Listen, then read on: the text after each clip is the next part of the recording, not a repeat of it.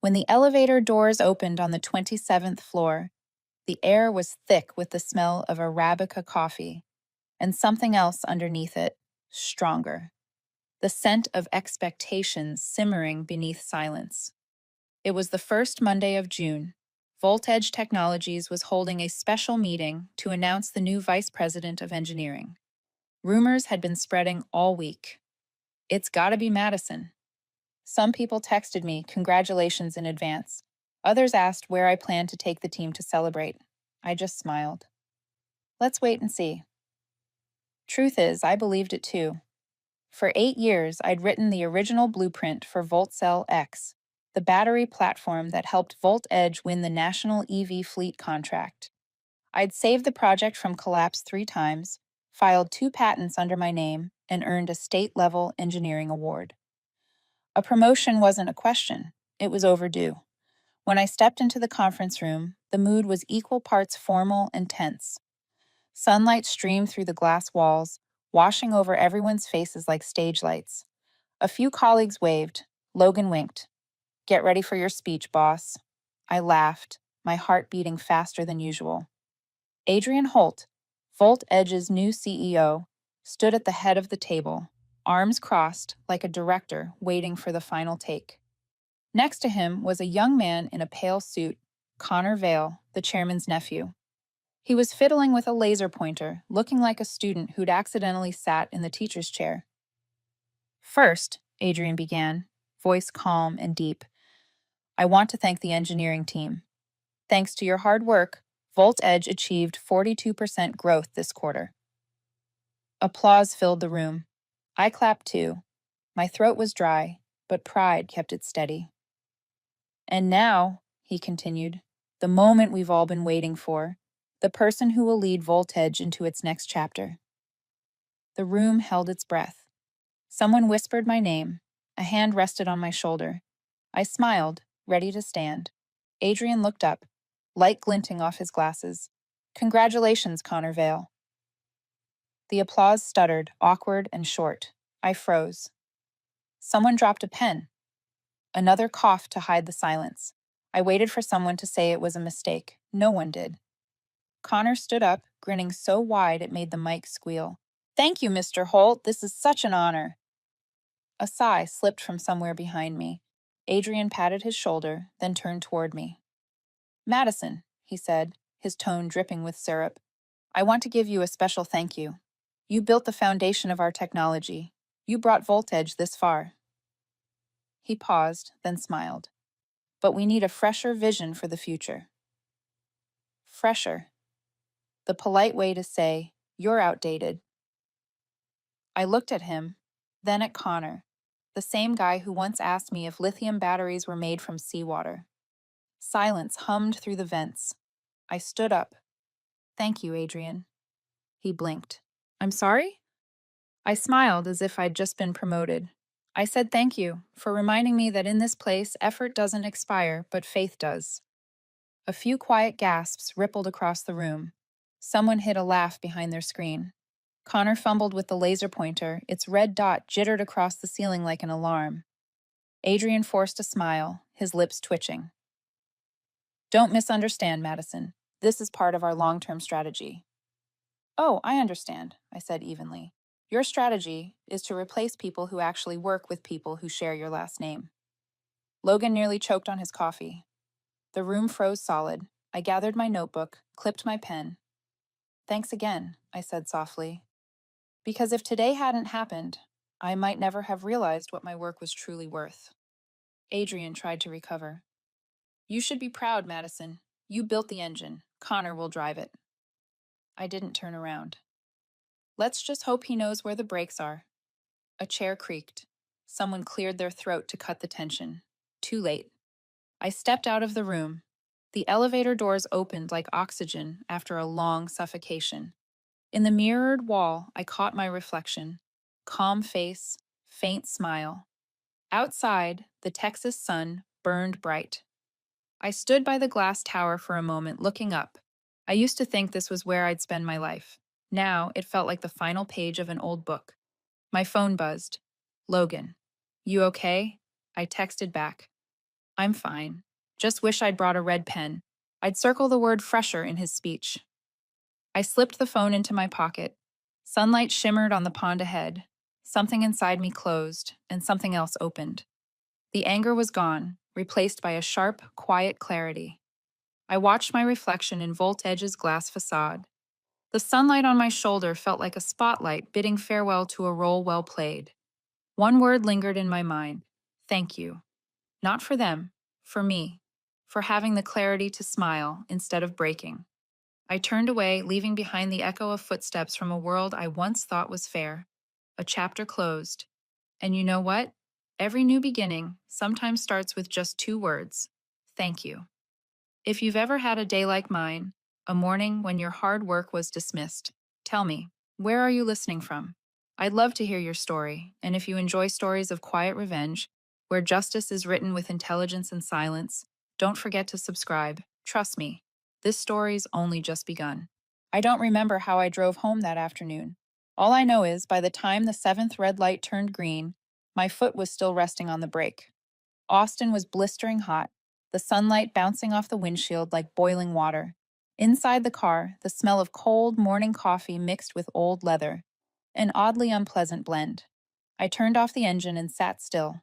No crying, no anger, just silence. The kind of silence that lets you hear the clock tick, counting the seconds of a chapter that has just closed. That night, when I opened my laptop, a new company email popped up. Notice: Organizational Adjustment Appreciation Letter. I clicked it open. Volt Edge would like to express our deepest gratitude to Madison Clark for 8 years of outstanding contributions. Due to a shift in our development strategy, we must restructure the engineering division. The termination of employment will take effect on July 1st. We wish you success in your next journey. Signed, Adrian Holt. I read it twice. No meeting, no phone call, just a neatly packaged email sent at 7:48 p.m. That magic hour when HR knows no one dares to reply. A thank you note wrapped in corporate polish, hollow at its core. I laughed. A dry, metallic sound that echoed through my empty apartment like a soda can rolling across concrete. So that's it. 8 years reduced to 4 sentences and a digital signature. I wasn't angry, just clear. Clear about how loyalty had become an expense they could cut. A message from Logan lit up my phone. They really fired you? Unreal. Priya sent a sad emoji. Dylan, as usual, kept it short. Corporate manners. Thank you before the knife. I stared at the screen and smiled. Exactly. They always say thank you before they stab. I stood up and made a cup of mint tea. The scent of hot leaves filled the air, slowly replacing the smell of plastic and metal. Outside, the rain began to fall.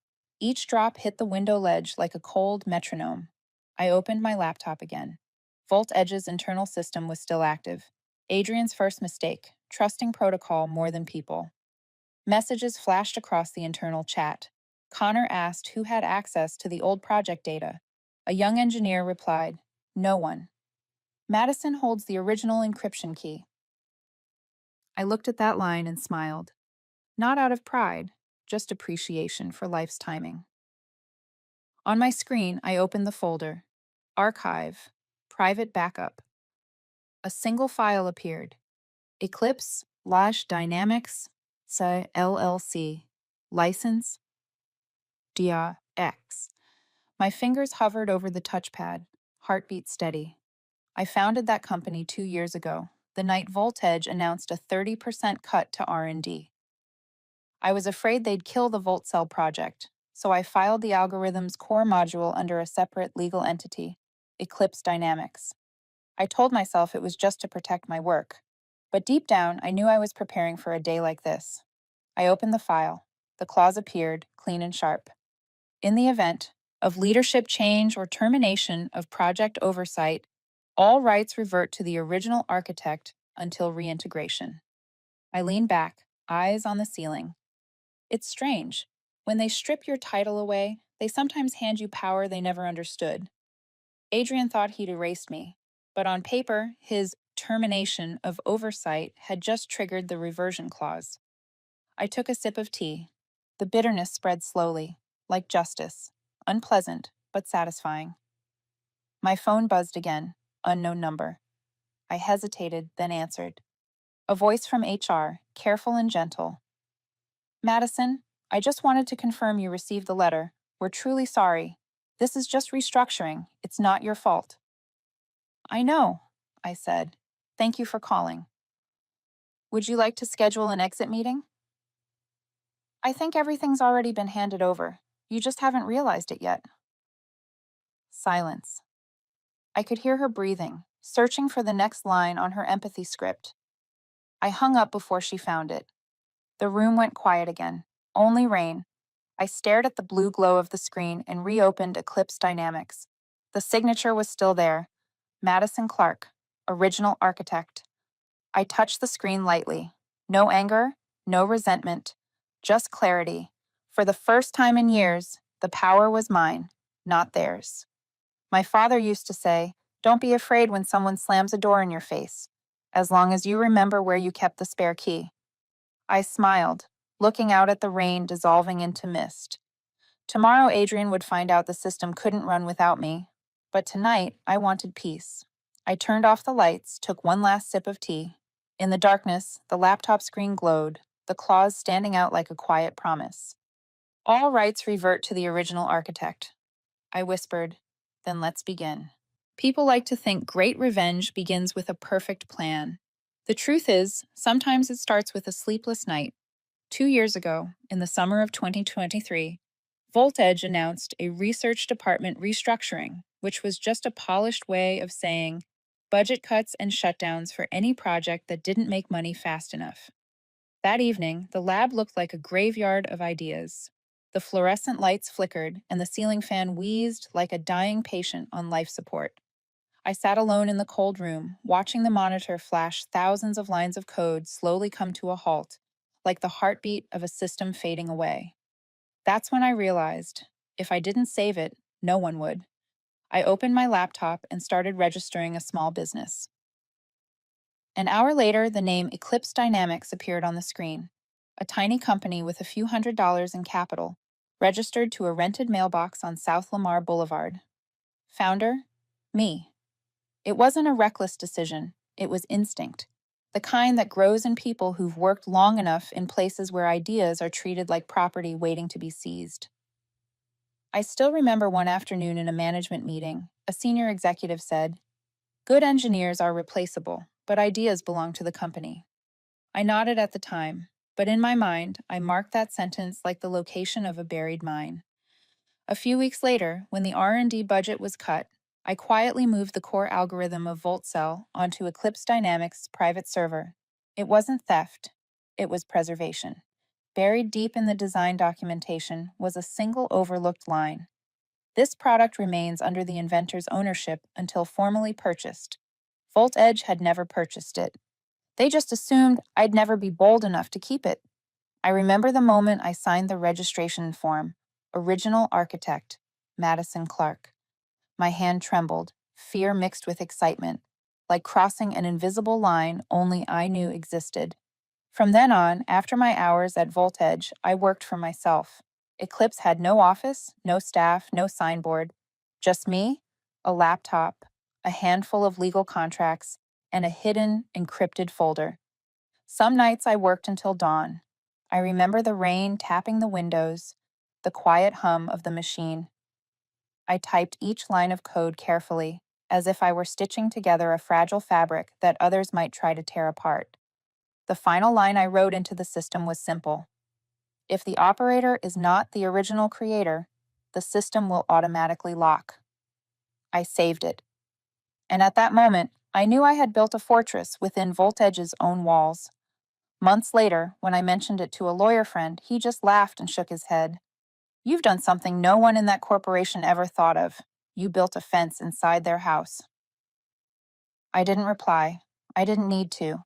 I just wanted to sleep peacefully, knowing that whatever happened, what I created would never become a bargaining chip in their meetings. One night, Adrian Holt, back then still Chief Operating Officer, stopped by the lab. He looked at the VoltCell simulation and asked, "Madison, Do you ever worry that you hold too much power?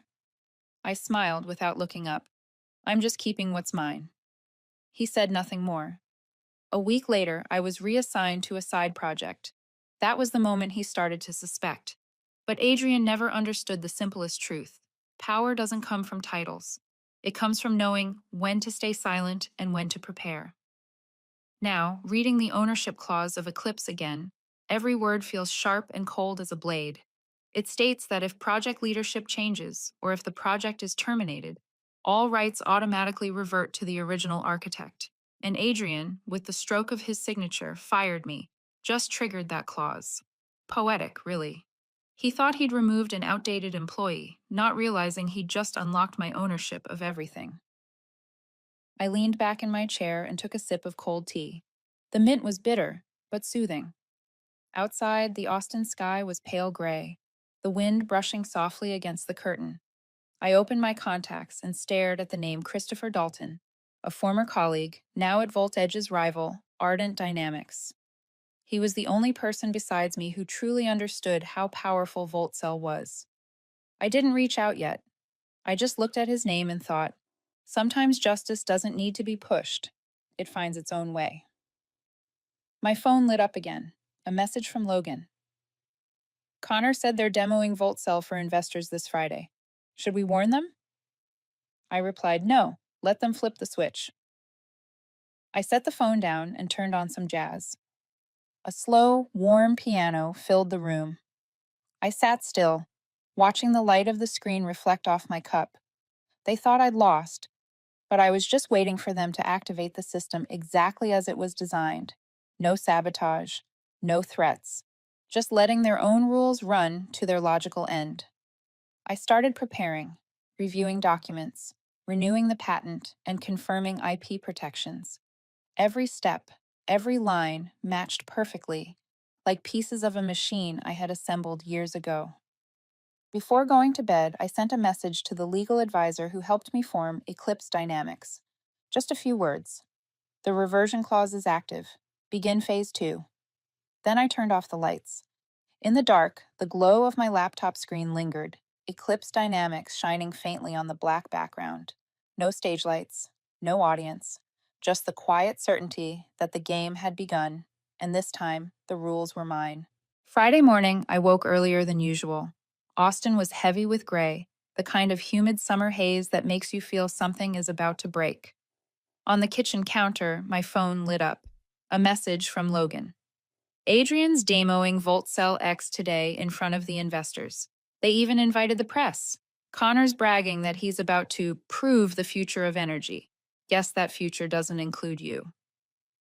I set the phone down and smiled faintly. The future. Such a big word, coming from people who've never stayed up all night soldering a power line. I made coffee.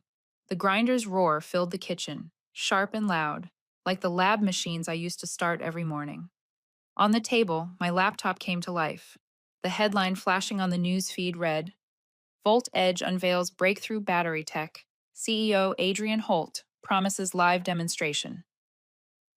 The photo beneath it showed Adrian in a black suit and silver tie, arms outstretched beneath the VoltEdge logo, smiling like the world revolved around him. Looking at that picture, I thought one thing: the higher someone believes they are the center of the universe, the louder their collapse sounds. At 5 to 9, I opened the live stream. They'd forgotten to revoke access from my old credentials. The first in a series of mistakes waiting to unfold. The feed loaded. A massive hall inside VoltEdge, high ceiling, cold lighting, that cast reflections on the polished floor. The front rows were filled with investors, reporters, and executives. Behind the stage, a giant LED screen blazed with the words, VoltCell X. The future is stored here. Adrian walked out to applause. I heard his voice through the mic. Smooth, confident, practiced like a TV commercial. Today, VoltEdge will prove we don't just talk about the future, we create it. The crowd erupted in cheers. Then he gestured toward Connor Vale, the same kid who once asked me if lithium batteries came from seawater. Now walking proudly under the spotlight. And now, Adrian said, let our new VP of Engineering, Connor Vale, activate VoltCell X. The room fell silent. Connor took a deep breath and pressed the launch command. On the screen, the first readings appeared: output, current, charge rate. A few early claps, investors nodding. Adrian was smiling like a man convinced he had conquered the world. Then, mid-applause, the screen flickered. The indicator light on the console shifted from green to yellow. A dry, metallic click echoed through the hall, like a lock closing. The display flashed 3 times, then froze with a line of text: access not verified. Silence. A reporter laughed softly, thinking it was part of the show. Adrian raised a hand. No problem, just a signal glitch. Connor hurriedly tried again. This time the screen flared bright, then went black, replaced by bolder text: unauthorized activation. Whispers rippled through the audience. One investor leaned to another. What does that mean? Is it locked? Adrian forced a smile. Just a minor hiccup. We have a backup system. But when Connor switched to the backup, the console shrieked with warning beeps. Short, sharp, panicked. The indicator lights turned red. The display changed once more. Unlicensed version detected. Activation blocked. The entire room seemed to stop breathing. An older investor stood up, voice cutting through the tension. Who owns the software license for this system? The question dropped like a stone in water. No one answered. Even through the live stream, I could hear the silence. Adrian tried to smile again, but sweat darkened his collar. Behind him, Connor whispered something. Adrian clenched his jaw. She can't do this. She left the company. But the system recognizes her as the only authorized user, Connor stammered. I leaned back, lowering the volume, watching the live chat explode beneath the video. Did Voltage lose ownership of the tech? Wasn't VoltCell designed by Madison Clark? Did they even check licensing before the demo? Comments flooded the screen. Thousands watching. Dozens of reporters filming. VoltEdge's stock began to drop before the presentation even ended. I saw Adrian wipe his face with a trembling hand. His voice wavered as he turned back to the audience. Ladies and gentlemen, this is just a test run. A minor technical issue. VoltEdge remains in full control of the platform. And right then, as if on cue, every light in the hall went dark. A thick, absolute silence. Voices rose. Confusion. Chairs scraping. The screech of feedback from the mic. Seconds later, the backup lights flickered on. On the main screen, a single message appeared. Steady, unblinking, sharp as metal. Ownership has been reverted to the original architect. No logo, no signature, just that line, cold and final, ending the presentation in absolute shock. A reporter stood and shouted, Mr. Holt, can you confirm who the original architect is? Adrian didn't answer. He just stared at the screen, pale, like a man staring at his own reflection underwater. And in that moment, under the dim lights, I saw it, an empire collapsing, not from an enemy, but from its own arrogance. I closed the live stream. Thunder rolled in the distance. In my apartment, the blue glow of the laptop shimmered on my cup of cold tea. I didn't cheer. I didn't shout victory. I simply smiled, tired but calm, like someone watching justice unfold without a courtroom. Messages from Logan poured in. They're panicking. Stock down 12% in 10 minutes. Adrian just left the stage. No one knows where he went. I typed back. Let them breathe. There's more to come. I set the phone aside and looked out the window. The sky was heavy, split now and then by lightning. From this moment on, everything had shifted. VoltEdge had once been the place where I gave my best years. Now, it was the perfect example of a lesson tech companies rarely learn. When you underestimate the person who built your foundation, that foundation will crumble beneath you.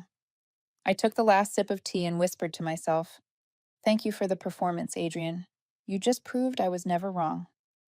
Outside, the rain began to fall. Steady, rhythmic, and beautiful. That afternoon, Austin was covered in a dull gray haze. The rain fell steadily, mixed with the wind, as if the entire city were holding its breath, waiting for something to break. I sat by the window, reading the headlines flooding every news feed. Volt Edge fails during live tech demo. Investors demand clarification on VoltCell X ownership. CEO Adrian Holt refuses to comment. The stock was in free fall. The same people who once looked at me with polite pity were now scrambling, searching for someone to blame for the mess they'd applauded into existence. I was pouring another cup of tea when my phone rang. Unknown number, but I already knew who it was. Karen, head of HR, spoke in her carefully measured tone. Hi, Madison. I'm calling because VoltEdge is having some technical issues. The board wanted to know if you'd be open to helping, just temporarily. I stayed quiet for a few seconds. Outside, the rain tapped against the glass in a slow rhythm, like the second hand of an old clock. I guess they finally noticed, I said. The clause they ignored for 8 years. Karen hesitated before replying softly. I've seen it. You still own the rights to VoltCell, don't you? Not own, I corrected. Reclaimed. Her voice lowered. If you're willing to cooperate, VoltEdge is prepared to offer a very generous sum. I smiled. I'm sure it's generous, but there isn't enough money to buy back trust. Karen didn't respond. The call ended under the sound of rain growing heavier. Not 10 minutes later, the phone rang again. This time, I didn't have to check the screen. Adrian Holt. I let it ring 5 times before picking up. His voice was rough, a mix of exhaustion and anger. Madison, I want to handle this professionally. I leaned back. You mean the same way you handled my termination? He ignored the jab, his words quick, desperate. Your system has shut down our entire operation. If you help us restore it, I'll pay you double your previous salary. We can negotiate. The way he said negotiate sounded like a man trying to grab the end of a rope that had already snapped. I spoke calmly, almost gently. You triggered the reversion clause when you signed that termination. VoltCell doesn't belong to VoltEdge anymore, and I have no obligation to restore something that's mine. On the other end, I heard a chair scrape violently, then silence. A heavy breath, followed by a low growl. You're playing with fire. No, I said evenly. I just remember who lit the match. Another pause. Then Adrian spoke again, his voice quieter, almost pleading. You may hate me, but VoltEdge was your home once. Home? I let out a soft laugh. What they did wasn't eviction. They sold the house and asked me to pay rent. I hung up. That night, Austin was wrapped in fog. From my balcony, I could still see the VoltEdge tower glowing through the rain. Its reflection rippled across the glass facade like fire burning inside a storm. My phone buzzed again. An email from Karen. Subject line: Urgent partnership proposal. They wanted to buy back the VoltCell rights from Eclipse Dynamics for over $100 million. I read every word, then closed it. No reply. I wrote a single line in my notebook. I'm not seeking revenge. I'm just restoring my true worth. Then I turned off the lights, letting the room fall into the faint shimmer of the city outside. Thunder rolled softly in the distance. I leaned against the window frame and whispered, mostly to myself, and Lesson 1 for VoltEdge starts now. 3 days after the system crash, Austin woke under a strange kind of air, humid, heavy, and silent. Not the silence of peace, but the kind that comes before a storm when everyone knows something's about to break. That morning, every major outlet ran the same headlines. VoltEdge announces plan to renegotiate with original VoltCell architect. CEO Adrian Holt. We are ready to collaborate for the greater good. His photo covered the front page. Pressed suit, strained smile, the face of a man trying to convince shareholders his empire hadn't fallen. They called the press conference a reconciliation effort. It sounded less like an apology to a person, more like one to a machine. At 10 a.m., I received an official invitation. A private meeting with VoltEdge's board of directors at the Grand Line Hotel, 32nd floor, a room with glass walls overlooking downtown Austin. I arrived on time. No one shook my hand. Adrian stood at the head of the table, his expression hardening when I walked in. I set my bag down, poured myself a glass of water, and waited in silence. The board chairman spoke first, his tone careful, deliberate. Ms. Clark, the company acknowledges your significance to the Volt Cell project. We'd like to discuss the possibility of renewed collaboration as a strategic partner. I looked around the table, 8 faces, 8 versions of the same emotion: tension, hesitation, faint hope, and a pride that refused to die. Adrian stared out the window, saying nothing. I'm listening, I said evenly. The CFO leaned forward. We're prepared to offer $150 million for the full acquisition of VoltCell's rights. In addition, you'd return as Vice President of Technology. The air seemed to freeze. A large number, a powerful title, a safe umbrella. I slowly rotated my glass, watching ripples shimmer against the surface. And if I refuse? I asked. No one answered right away, only the soft hum of the air conditioner and the faint tap of a pen against the table. Finally, Adrian spoke. Madison, we don't have to turn this into a war. I understand you're angry, but be realistic. Eclipse can't compete at VoltEdge's scale. I met his eyes. You're right, but VoltEdge can't compete with its investors' loss of faith. The tension shifted. The legal director cleared his throat. You should take some time to consider. We'd like to maintain a positive relationship. I nodded. I like that idea, though positive should probably start with respect. I reached into my bag and pulled out a folder. This is my proposal. Not VoltEdge buying VoltCell, but VoltEdge becoming Eclipse Dynamics' first client. A wave of whispers spread across the table. Adrian frowned. Client? Exactly, I said softly. The system will be relicensed under commercial terms for a limited duration. No more shared ownership. If VoltEdge wants to use it, they pay like everyone else. I slid the folder forward. The cover page read clearly, Exclusive Time-Limited Licensing Agreement, Eclipse Dynamics. All eyes locked on it.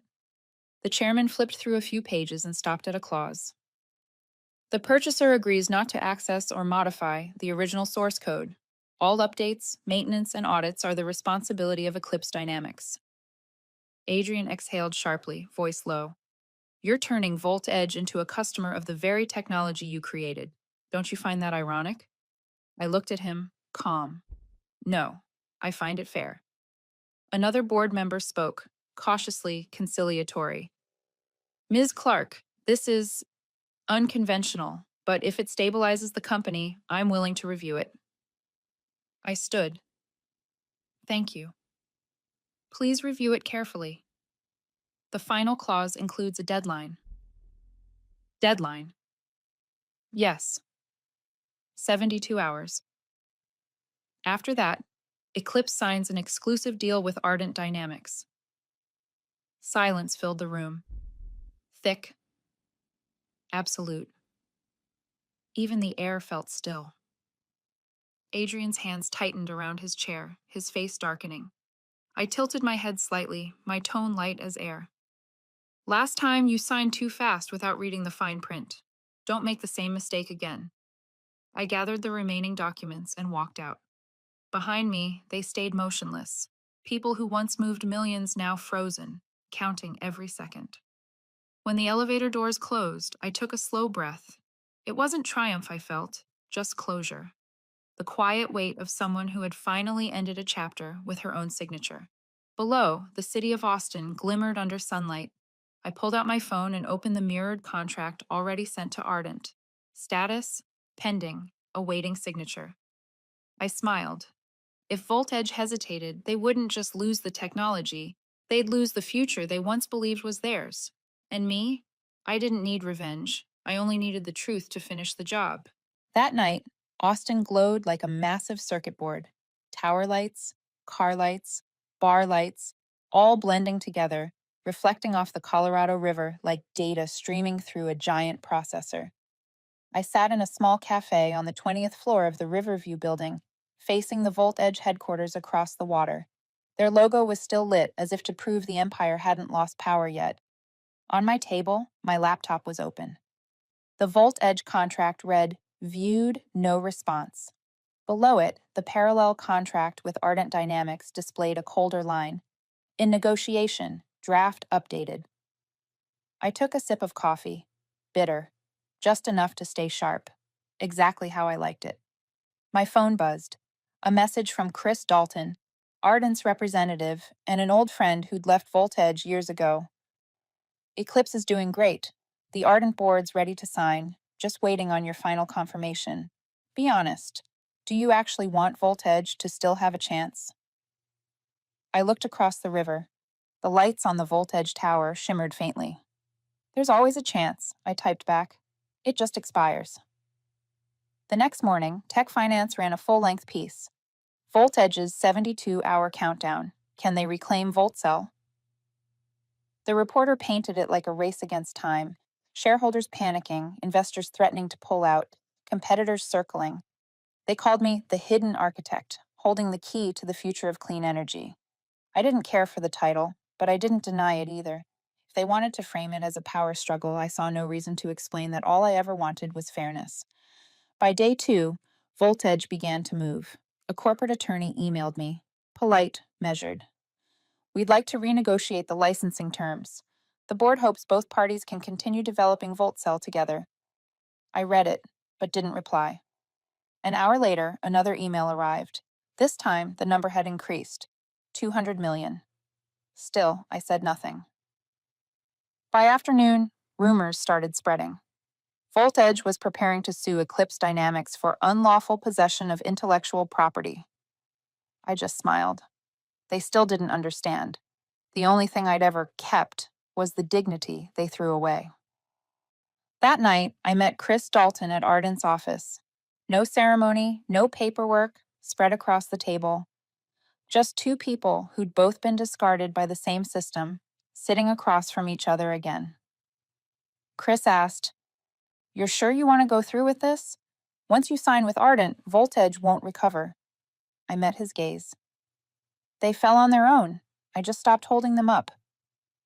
He smiled faintly, then leaned forward. "Ardent's offering Eclipse full operational control of Voltcell. You'd serve as chief advisor. I only need one answer. Are you signing?" I looked down at the contract. Every line cut clean, sharp as engraving. This wasn't a transaction. It was a declaration that knowledge can protect itself. I picked up the pen. Before signing, I asked quietly, there was a time I believed if you did good work, people would respect you." Chris's voice was low. "And you learned respect is the rarest form of energy." I signed. One stroke, precise, final. By morning, the headlines erupted. Ardent Dynamics signs strategic partnership with Eclipse Dynamics. Voltcell rebranded as Eclipse Core. Voltage loses exclusive rights.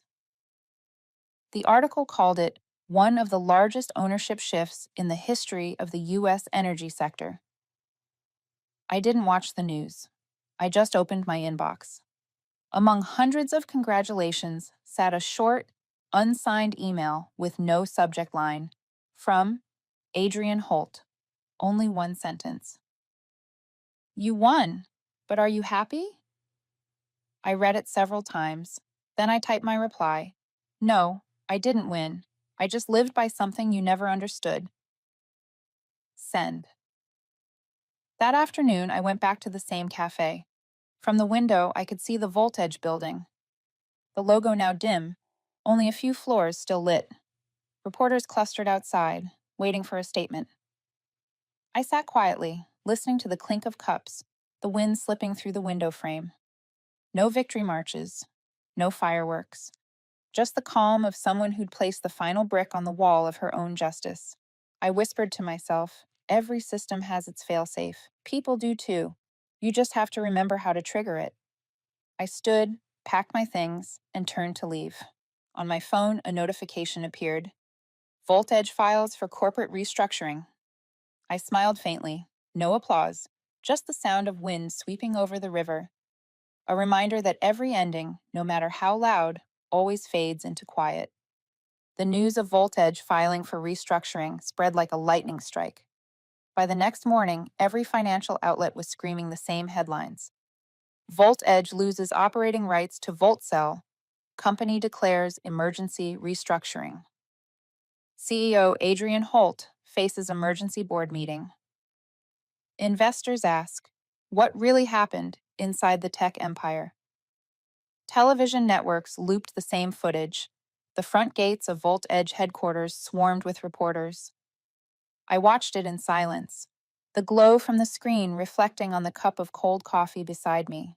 Not joy, just a strange stillness, like watching a building you once lived in being torn down, brick by brick, each one still carrying your fingerprints. At noon, Logan called. His voice trembled between disbelief and sadness. Madison, they let go of almost the entire engineering division.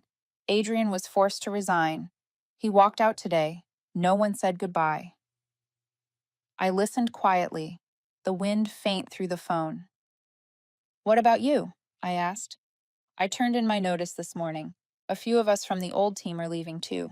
We're thinking of joining Eclipse if you have room. I smiled. Eclipse always has room for people who know their worth. After we hung up, I stepped out onto the balcony.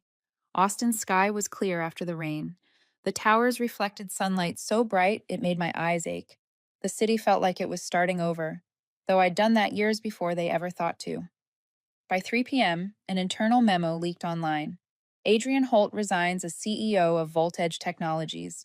The board has appointed the CFO as interim head to oversee restructuring. Soon after, a video surfaced. Adrian walking out of the building.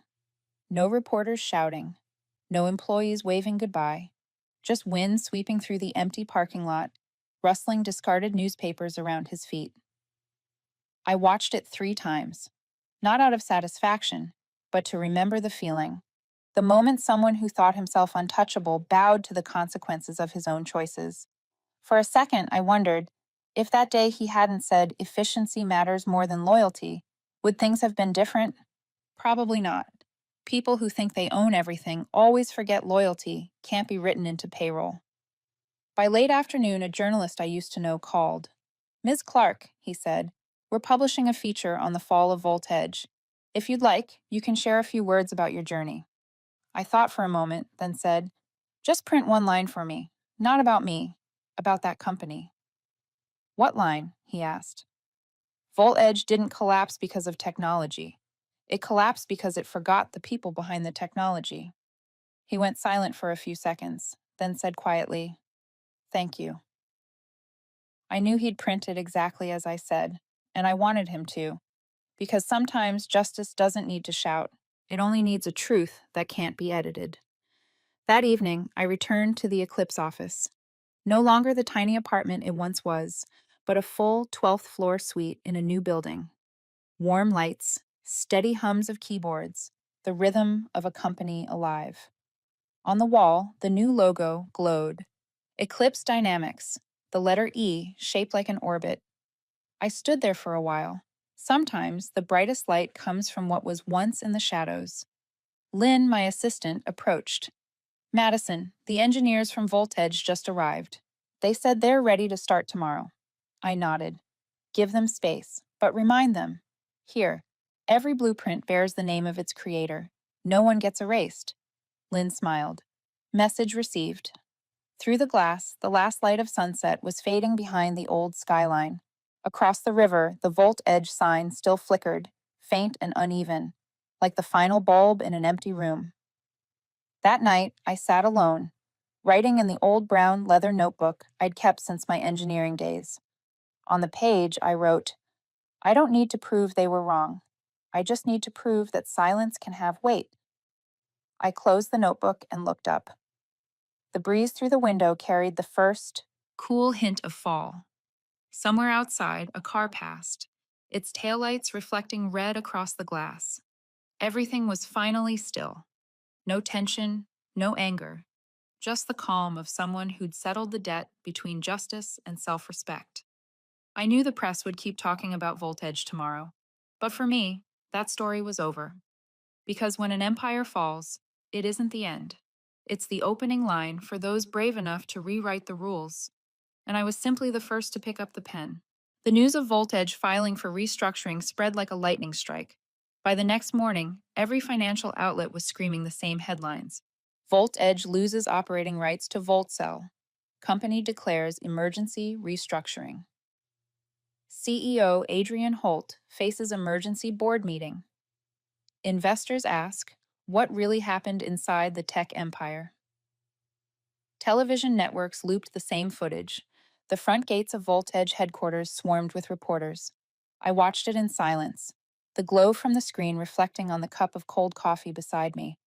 Not joy, just a strange stillness, like watching a building you once lived in being torn down, brick by brick, each one still carrying your fingerprints. At noon, Logan called. His voice trembled between disbelief and sadness. Madison, they let go of almost the entire engineering division. Adrian was forced to resign. He walked out today. No one said goodbye. I listened quietly, the wind faint through the phone. What about you? I asked. I turned in my notice this morning. A few of us from the old team are leaving too. We're thinking of joining Eclipse if you have room, I smiled. Eclipse always has room for people who know their worth. After we hung up, I stepped out onto the balcony. Austin's sky was clear after the rain. The towers reflected sunlight so bright it made my eyes ache. The city felt like it was starting over, though I'd done that years before they ever thought to. By 3 p.m., an internal memo leaked online. Adrian Holt resigns as CEO of VoltEdge Technologies. The board has appointed the CFO as interim head to oversee restructuring. Soon after, a video surfaced. Adrian walking out of the building. No reporters shouting. No employees waving goodbye. Just wind sweeping through the empty parking lot, rustling discarded newspapers around his feet. I watched it 3 times. Not out of satisfaction, but to remember the feeling. The moment someone who thought himself untouchable bowed to the consequences of his own choices. For a second, I wondered, if that day he hadn't said efficiency matters more than loyalty, would things have been different? Probably not. People who think they own everything always forget loyalty can't be written into payroll. By late afternoon, a journalist I used to know called. Ms. Clark, he said, we're publishing a feature on the fall of VoltEdge. If you'd like, you can share a few words about your journey. I thought for a moment, then said, just print one line for me, not about me, about that company. What line? He asked. VoltEdge didn't collapse because of technology. It collapsed because it forgot the people behind the technology. He went silent for a few seconds, then said quietly, thank you. I knew he'd print it exactly as I said, and I wanted him to. Because sometimes justice doesn't need to shout. It only needs a truth. That can't be edited. That evening, I returned to the Eclipse office.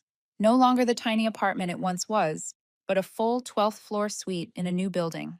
Warm lights, steady hums of keyboards, the rhythm of a company alive. On the wall, the new logo glowed. Eclipse Dynamics, the letter E shaped like an orbit. I stood there for a while. Sometimes the brightest light comes from what was once in the shadows. Lynn, my assistant, approached. Madison, the engineers from VoltEdge just arrived. They said they're ready to start tomorrow. I nodded. Give them space, but remind them.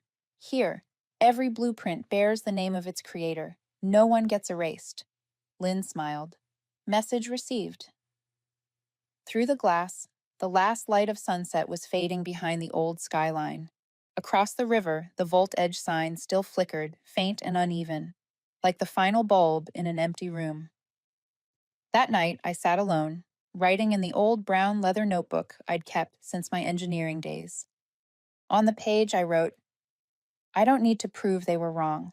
I just need to prove that silence can have weight. I closed the notebook and looked up. The breeze through the window carried the first cool hint of fall. Somewhere outside, a car passed, its taillights reflecting red across the glass. Everything was finally still.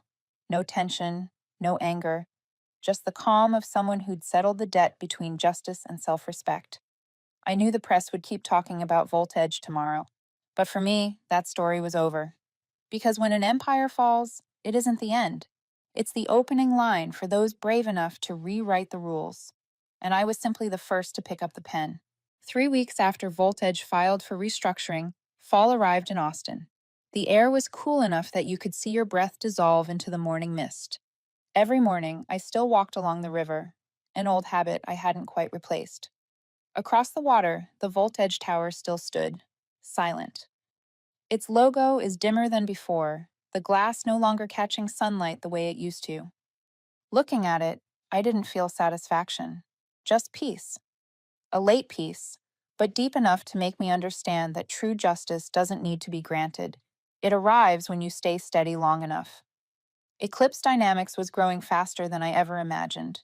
The new lab was full of light, filled with the sounds of keyboards, instruments, and the occasional laughter of young engineers arguing over designs.